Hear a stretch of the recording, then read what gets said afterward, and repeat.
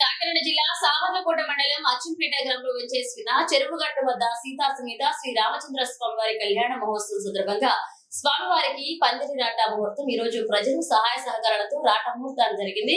తదనంతరం స్వామివారి తీర్థ ప్రసాదాలు కమిటీ వారి ఆధ్వర్యంలో అందరికీ వితరణ చేయడం జరిగింది.